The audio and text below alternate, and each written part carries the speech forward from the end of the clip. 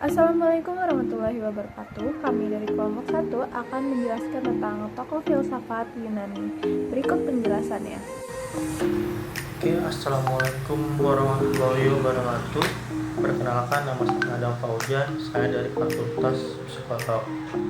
Dan di sini saya akan menjelaskan tentang filsafat Yunani.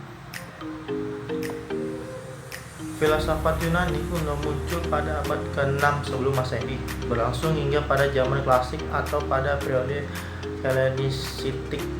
Berbagai disiplin ilmu yang termasuk filsafat politik adalah etika, metafisika, ontologi, biologi, retorika, dan estetika menjadi pembahasan di masa Yunani kuno. Di sini saya juga akan menjelaskan salah satu tokoh yang bernama Thales. Biografi Thales. Thales adalah seorang filosof yang lahir di kota Miletus pada tahun 624 sampai 625 sebelum Masehi dan meninggal sekitar tahun 547 sampai 546 sebelum Masehi.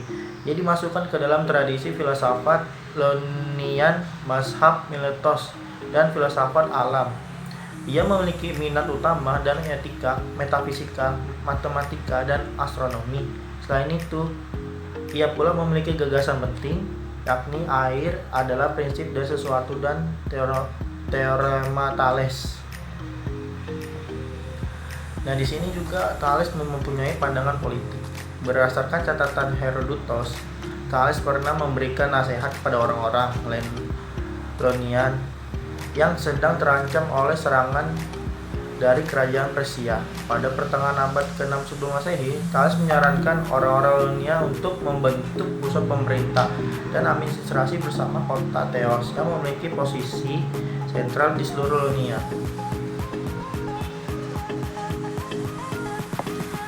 Dan di sini Thales mempunyai pemikiran air sebagai prinsip dasar segala sesuatu. Thales menyatakan bahwa air adalah prinsip dasar dalam bahasa Yunani ars, segala sesuatu. Air menjadi pangkal, pokok, dan dasar segala-galanya yang ada di dalam semesta.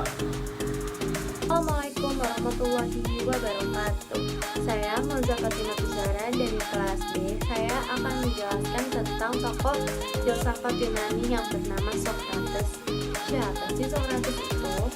Socrates merupakan filsuf dari Athena yang lahir pada tanggal 4 Juni 470 dan merupakan generasi pertama dari 3 filsafat besar di Yunani, yaitu Socrates, Plato, dan Aristoteles. Ayah Socrates merupakan pemahat patung dari batu atau biasa disebut dengan stonemason bernama Sophronikosis, dan ibunya adalah seorang bidan bernama Painarete.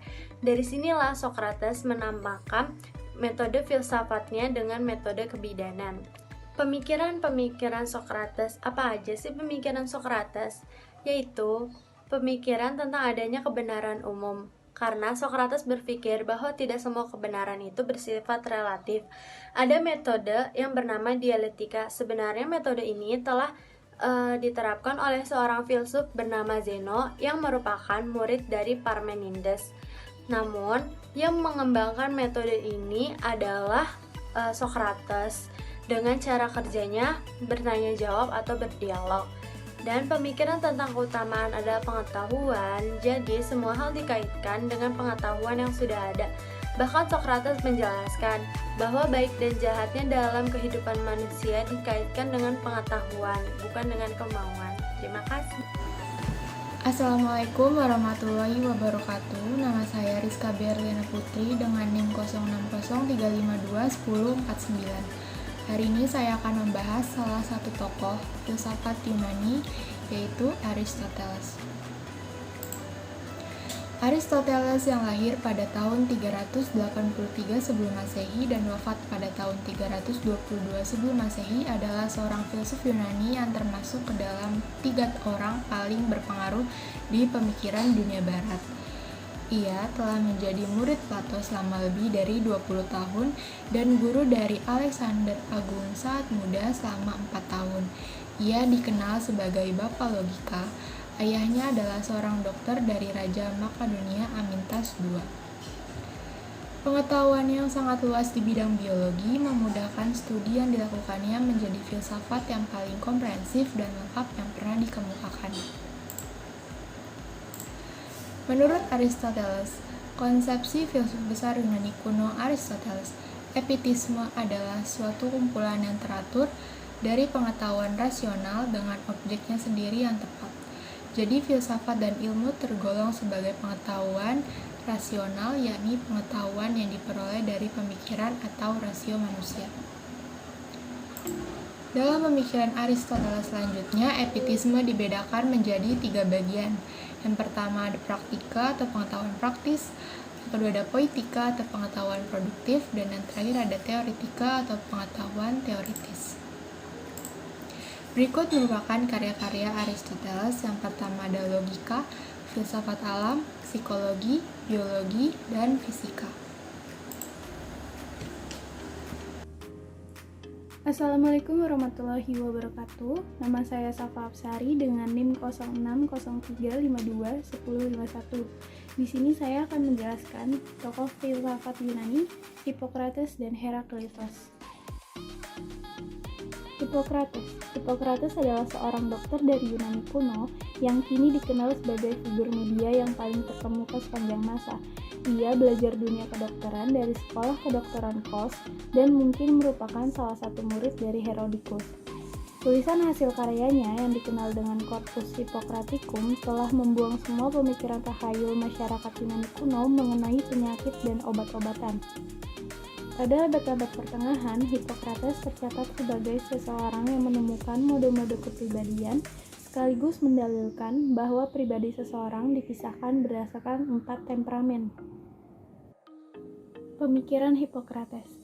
Tokoh yang dikenal sebagai bapak ilmu kedokteran ini mendasarkan pandangannya pada teori Empedokles, namun lebih mengembangkannya ke dalam wujud eksistensi manusia dalam hal temperamen. Di dalam hal itulah Hippocrates mengatakan bahwa manusia dapat dibagi-bagi dalam 4 golongan berdasarkan temperamennya, yaitu sanguin, orang yang mempunyai kelebihan darah dan mempunyai temperamen penggembira.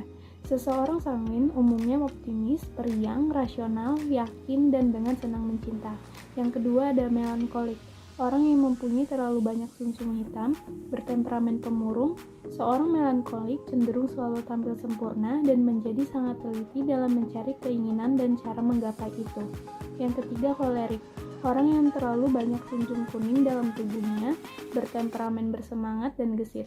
Seorang kolerik cenderung memiliki banyak ambisi, energik, dan penggerak dalam suatu wadah.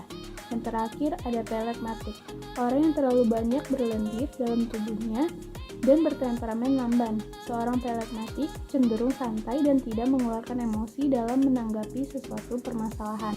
Selanjutnya ada Herakleitos. Herakleitos adalah seorang filsuf Yunani yang hidup di Efesus, sebuah kota penting di pantai Ionia, Asia Kecil, tidak jauh dari Miletus, tempat kelahiran filsafat. Ia tidak tergolong mazhab apapun, meski dapat digolongkan lewat asal munculnya sebagai pemikir mazhab Ionia atau filsuf yang muncul di wilayah Asia Minor. Di dalam tulisan-tulisannya, ia justru mengkritik dan mencela para filsuf dan tokoh-tokoh terkenal. Meskipun ia berbalik dari ajaran filsafat yang umum pada zamannya, tetapi bukan berarti ia sama sekali tidak dipengaruhi oleh filsuf-filsuf itu. Herakleitos diketahui menulis 1 buku, tetapi telah hilang. Yang tersimpan hingga kini hanya 130 fragmen yang terdiri dari pepatah-pepatah pendek yang seringkali tidak jelas artinya. Pemikiran filsafatnya memang tidak mudah dimengerti sehingga ia dijuluki si gelap. Pemikiran Herakleitos. Herakleitos seringkali dikenal dengan pemikiran-pemikirannya mengenai perubahan dalam kosmos dan keseimbangan yang ada di dalamnya. Dia juga banyak mengulas mengenai pertentangan yang ada di dunia. Pemikirannya itu ada yang terkesan samar dan sulit untuk dipahami. Pandangan-pandangan yang diutarakan oleh Herakleitos diantaranya Logos. Menurut Herakleitos, alam semesta ini bergerak dan berubah karena adanya logos. Logos yang dimaksud Herakleitos tidak didefinisikan secara umum, artinya tidak digambarkan secara jelas. Tidak dapat dipahami oleh orang lain karena logos adalah pemikiran orang itu sendiri. Yang kedua, api. Herakleitos berpandangan bahwa kosmos ini terbentuk dari api. Apilah yang menyebabkan terjadi berbagai perubahan di alam semesta, seperti sifatnya bahwa api itu menyala, panas, dan dapat meredup. Api dapat menciptakan sesuatu dengan panasnya. Api dapat mengubah sesuatu dengan panasnya, dan cahayanya menyala, juga meredup sesuai dengan waktunya. Yang ketiga, harmoni. Herakleitos berpendapat bahwa hal-hal yang bertentangan merupakan suatu kesatuan yang saling melengkapi satu sama lain. Dia menganggap bahwa ada hubungan dalam setiap perbedaan. Yang terakhir, sungai. Herakleitos menjelaskan bahwa segala sesuatu tidak ada yang bersifat tetap. Semuanya berubah mengikuti arus perubahan.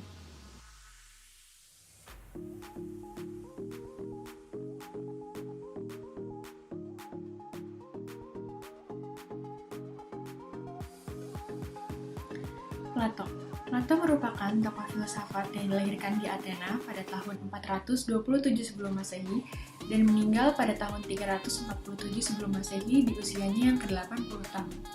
Ia memiliki ayah yang bernama Ariston dan ibu yang bernama Pericles. Plato sendiri merupakan filsuf serta pakar matematika. Ia juga salah satu murid dari Socrates sehingga sedikit banyak pemikirannya dipengaruhi oleh Socrates. Sumbangan Plato di dunia filsafat salah satunya, ia telah mendirikan sekolah tinggi pertama di Athena, yang mana sekolah tinggi tersebut merupakan sekolah tinggi platonik pertama yang didirikan di dunia barat. Lalu ia telah menerbitkan lebih dari 36 buku. Salah satunya yaitu Republik, Politicus and the Laws, Symposium, dan Phaedo. Republik sendiri ia tulis di awal mula kedewasaannya, sedangkan untuk Politicus and the Laws ia tulis di masa tuanya. Plato sendiri juga salah satu filsuf yang mengusulkan persamaan kesempatan untuk menjadi pemimpin dan memandang jenis kelamin baik pria maupun wanita. Salah satu pemikiran Plato yang terkenal sampai sekarang adalah tentang ide. Ide sendiri merupakan logika rasional atau akal sehat yang berkembang menjadi suatu pandangan hidup. Ide sendiri dapat muncul dalam diri setiap manusia tanpa dipengaruhi orang lain. Dan dua hal tersebut sedikit banyak dipengaruhi oleh Socrates, yang dimana baik Plato maupun Socrates sama-sama mencari makna di balik pengetahuan dan budi.